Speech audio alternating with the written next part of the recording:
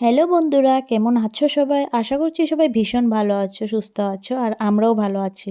নতুন একটি ভিডিওতে তোমাদের সকলকে ওয়েলকাম জানাচ্ছি। আজকে আমাদের গ্যাংটকে তৃতীয় দিন আর সকাল সকাল উঠে ব্রেকফাস্ট ছেড়ে নিয়ে আমরা কিন্তু বেরিয়ে গেছি লাচুংয়ের উদ্দেশ্যে। তো লাচুং যেতে যেতে আমাদের কি কি ভিউ পয়েন্ট আজকে আমরা দেখি সেগুলি তোমাদের সঙ্গে শেয়ার করব। তো পাশে থাকো। তোমরা কে কোথায় থেকে আমার ভিডিও দেখো সেটা কিন্তু কমেন্ট করে জানিও। আর তোমরা কে কে সিকিম ঘুরতে গিয়েছো, তোমাদের অভিজ্ঞতা কেমন সেটাও কিন্তু শেয়ার করো আমার সঙ্গে। তো চলে এসেছি আমাদের প্রথম view point, Himalaya view point. এই যে এখান থেকে কাঞ্চনজঙ্ঘা দেখা যাচ্ছিল আর এই হচ্ছে ফুল ভিউ। আর আমরা কিন্তু যেতে যেতে অনেকগুলি দেখিয়েছিল ড্রাইভার, কিন্তু আমরাই দেখিনি। এই যে এখানে একটা ওয়াটারফল দেখিয়েছিল, আরও অনেকগুলি ওয়াটারফল দেখিয়েছিল, কিন্তু আমরা নামিনি আর গাড়ি থেকে, এই একটাই গাড়ি থেকে নেমে দেখেছিলাম। আর এই যে এখানে হচ্ছে তিস্তা নদী। তিস্তা নদী আর অন্য একটা নদী হয়তো বা এখানে এসে মিলিত হয়েছে। আর তোমাদের দেখাচ্ছি দুই নদীর জল দুই রকম। এখন কি দুটা তিস্তাই নদী নাকি একটা তিস্তা নদী একটা অন্য নদী আমি ঠিক জানি না, কিন্তু এই জিনিসটা ভালো লেগেছে, তো তোমাদেরকে সামনে থেকে দেখাচ্ছি। তোমরা যদি কেউ জানো যে মানে এই নদীটির নাম কি, তাহলে কিন্তু আমাকে কমেন্ট করে জানিও। আর বন্ধুরা, তোমরা যদি জানতে চাও আমরা গ্যাংটকে মানে আমরা কতদিনের প্যাকেজ নিয়েছিলাম বা আমরা কতদিন থেকেছি, আমাদের কেমন খরচ পড়েছে, এগুলি যদি জানতে চাও তাহলে কমেন্ট করে জানিও। আমি পরের ব্লগে তোমাদের সঙ্গে শেয়ার করে দেব। আর যেহেতু আমি ট্রাভেল ব্লগার না, সেই জন্য আমি সব কিছু তোমাদের সঙ্গে খুঁটিনাটি এগুলি শেয়ার করছি না, মানে যতটুকু আমি ক্যাপচার করেছি সেগুলি তোমাদের সঙ্গে শেয়ার করছি। আর এই হচ্ছে লাচুং যাওয়ার রাস্তা। দেখতেই পাচ্ছ পুরো রাস্তাটাই কিন্তু ওই যে ফ্লাড হয়েছিল সেটাই নষ্ট হয়ে গিয়েছে। আর লাচুং তো তবু যাওয়া যায়, কিন্তু লাচেন যাওয়াই যায় না। শুনেছি ওইদিকে রাস্তাটাই নাকি এখনও রেডি হয়নি। তো শুনেছিলাম এপ্রিল থেকে খুলবে, জানি না এখনও খুলেছে কি না। তো যাই হোক, আমরা কিন্তু লাচেন যেতে পারিনি। লাচেন যাওয়ার খুবই ইচ্ছা ছিল গুরুদংমার লেক দেখার, কিন্তু সেটা হয়নি। আমি বললাম না তোমাদের, বরফ পড়ার কারণে মানে বৃষ্টি স্নোফল হওয়ার কারণে আমরা অনেকগুলি সাইডই দেখতে পারিনি। তো এই দেখো তিস্তা নদীর জল কতটা বেগে স্রোতে দিয়ে চলছে। তো যাই হোক, নর্থ সিকিমের অনেকটাই ক্ষতি হয়েছে, আমরাও যেতে যেতে দেখছিলাম আর ড্রাইভারটাও বলছিল। আর এই দেখো কত উপরের দিকে যাচ্ছে গাড়িগুলি আস্তে আস্তে।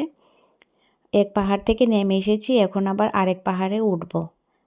তো পাহাড় কেটে কেটে হয়তো বা রাস্তাটা রেডি করছে, কারণ ড্রাইভার বলছিল এদিকে আগে আসতো না, মানে ফ্লাড হওয়ার আগে অন্য রাস্তা দিয়ে যেত, তো এত সময় লাগতো না, কিন্তু এখন এই যে এই রাস্তাটা দিয়ে আসে।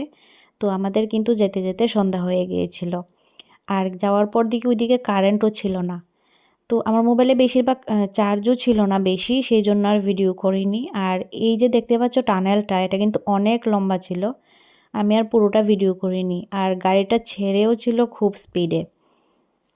তো যাই হোক, এই যে পরের দিন সকালবেলা, আর এই যে হোটেল থেকে বেরিয়েই এই যে ভিউটা দেখতে পাচ্ছ, আমাদের হোটেল থেকে বেরিয়েই জাস্ট এই ভিউটা। আর আমরা স্টে করেছিলাম এই হোটেলটাতে, এই যে যেটা থেকে এখন আমার বর বেরিয়ে এসেছে। আর এই ছেলেগুলি আমাদের সঙ্গে ছিল শেয়ার কারে, আর আরেকটা ফ্যামিলিও ছিল। ওই ফ্যামিলিটার জন্যই আমাদের একটু অসুবিধা হয়েছিল, বাকি কোনো ইয়ে ছিল না। আচ্ছা যাই হোক, আর এই যে দেখতে পাচ্ছ পাহাড়ের চূড়ায় বরফ দেখতে পাচ্ছি এখানে দাঁড়িয়ে, মানে এখান থেকেই যেন মানে এক্সাইটমেন্ট অনেক বেড়ে যাচ্ছিল।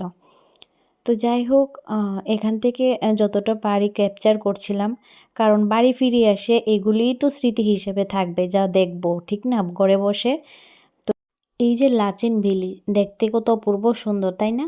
মানে লাচেন ভ্যালি যেতে যে এতটা সময় লাগে আর আসতেও পুরো একদিন লাগে।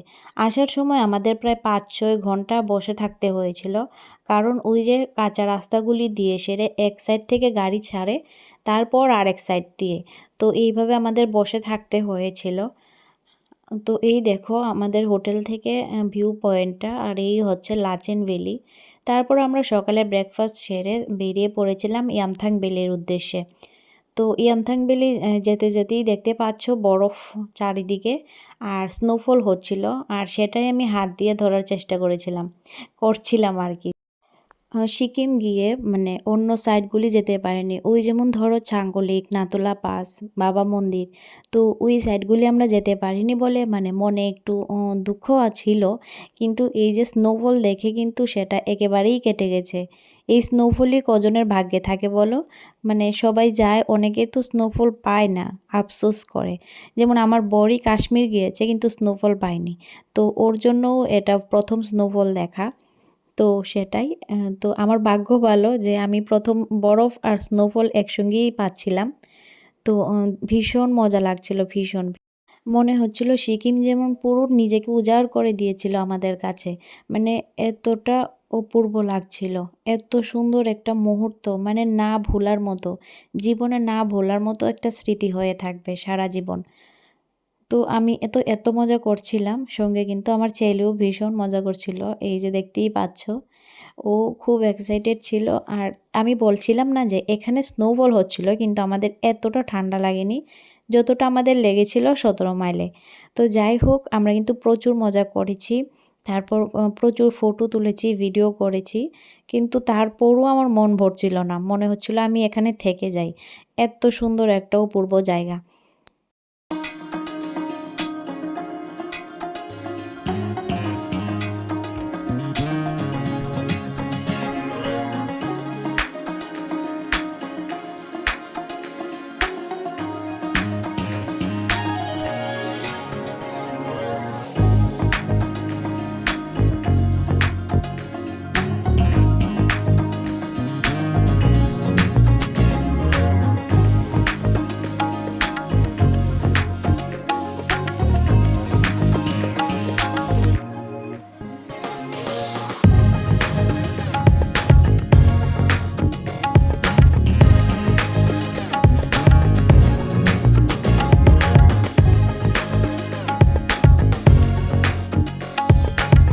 তো দেখতেই পেলে কি পরিমাণ স্নোফল হচ্ছে আর চারপাশটা কতটা সুন্দর লাগছে।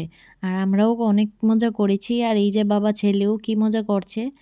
তো এই সব কিছু একদম চোখ ভরে দেখে নিয়েছি, তারপর এই যে স্মৃতিগুলি ক্যাপচার করে একদম স্মৃতির পাতায় জুড়ে নিয়েছি। তারপর আবার সেই একরাশ মন খারাপ নিয়ে আমরা ফিরে যাচ্ছিলাম হোটেলে। তারপর হোটেলে গিয়ে লাঞ্চ সেরে আমরা আবার বেরিয়ে পড়েছিলাম গ্যাংটকের উদ্দেশ্যে। আর গ্যাংটক যেতে যেতে আমাদের সেদিন পুরো দিনটাই লেগেছে, প্রায় রাত হয়ে গিয়েছিল। তো এই পর্যন্তই আমার ব্লগটা। তো তোমাদের কেমন লেগেছে তোমরা একটু কমেন্ট করে জানিও, ভালো লেগেছে না কিনা খারাপ, আর তোমাদেরও এমন কোনো স্মৃতি থাকলে শেয়ার করতে পারো। তো আজকে এই পর্যন্তই, সবাই ভালো থেকো, সুস্থ থেকো।